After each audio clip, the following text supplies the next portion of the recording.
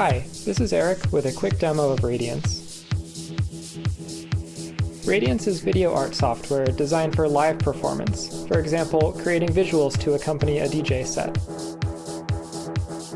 At the heart of Radiance is GPU-based shader effects, but you can also mix in video files, webcams, live streams, and even YouTube videos. Effects chain together to create unique visual styles.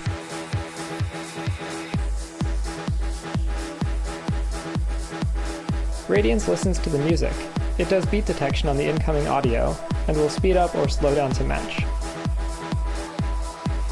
This means all effects will sync to the beat. Radiance is written in Rust. It's free and open source, and it runs on Linux, Mac, and Windows. You can download it at radiance.video.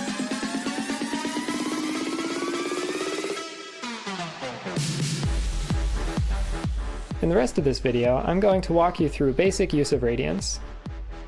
The first time you launch Radiance, you'll see something like this. At the top left, we have the audio indicators, the waveform, spectrum, and bouncing ball for tempo. These can be helpful for dialing in the levels on your audio input, which is currently done through your system settings. If you don't have any audio coming in, it might look like this. Check your permissions, system settings, and the Radiance terminal window for troubleshooting. Continuing across the top, we have two Auto DJ checkboxes, which we'll talk about later. And then we have the global time-based adjustment. Radiance runs everything at the speed of the music, but sometimes you'll want things to be half speed or double speed. Maybe the beat detection decided to tap a song in double time, or maybe you just want the visuals to be more chill. And rounding out the top, we have latency compensation. Your whole signal chain, from audio input all the way to your projector output, is going to have some latency. This adjustment will compensate for that to get the visuals tight with the music. I recommend using a metronome or click track along with a strobe pattern to calibrate this, but you can also just feel it out. Now, here's where you'll develop your visuals. Video flows from left to right. These are effect nodes. For instance, this one creates a white wave. Effects have two parameters, a frequency and an intensity slider. If the slider is all the way left, the effect is turned off. It will pass its video through unchanged. And as we bring the intensity slider up, the effect will smoothly turn on. The exact behavior depends on the effect, but there are two rules. Zero intensity will turn the effect off, and there are no sudden jumps in behavior if you smoothly move the slider. We call these properties identity and continuity. There are three ways to move the slider. One is you can grab it with the mouse like I've been doing, but if you prefer, you can select the tile and use the scroll wheel. You can multi-select with Control or Shift if you want to move a bunch of sliders together. And third, you can press a number to cause the slider to jump to that value. For instance, pressing 5 sets the slider to 50%.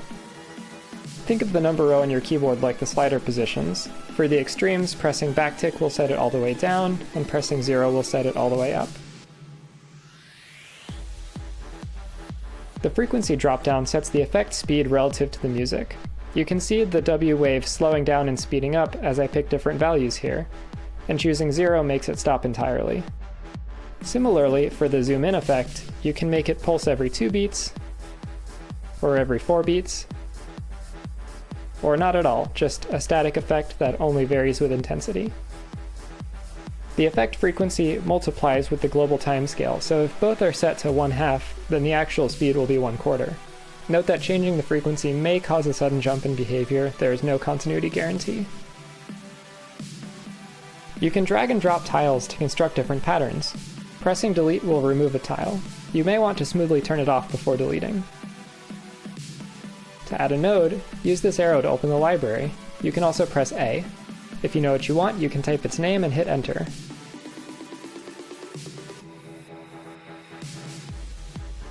Clicking this button at the bottom of the library will open up the folder where you can place your own content. For example, this video file can be added through the library.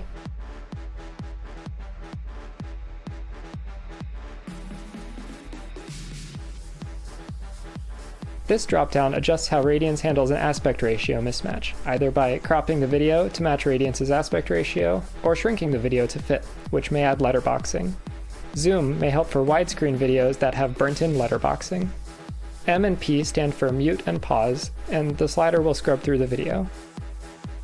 In addition to video files, you can copy and paste video URLs into the library search box and hit enter. Note that you will need to install YTDLP for this to work. I recommend using a package manager like pip or homebrew to install it.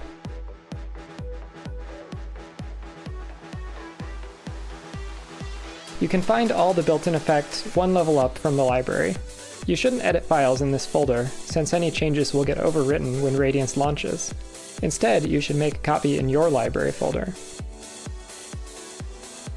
Writing shaders is outside the scope of this tutorial, but if you've ever used ShaderToy or Bonzomatic, you should be right at home. After making your edits, press R to reload a node.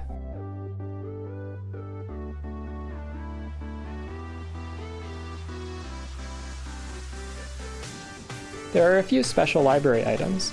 The first is UIBG. This node sends your graphics to Radiance's background.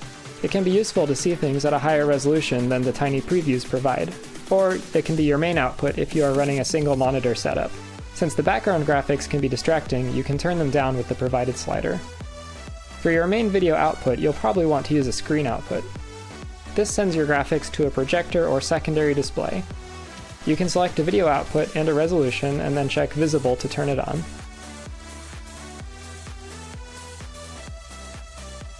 You can stick these anywhere in the chain, they'll just pass through the video, but they usually go at the end. Finally, let's talk about the Auto DJ.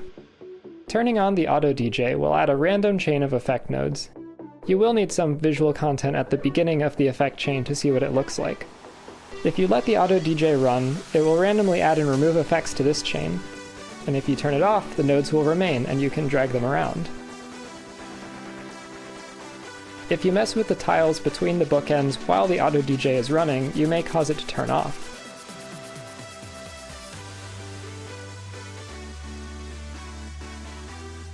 To move the Auto DJ while it is running, select all of its tiles using Shift so that they stay together. You can have up to 2 Auto DJs running at once for hands-off operation. That's all I have to talk about today, but I'll keep messing around as the song plays out. I hope you've enjoyed this tour of Radiance. If you have any questions, please leave a comment, and if you find any bugs, please leave a comment or open an issue on GitHub.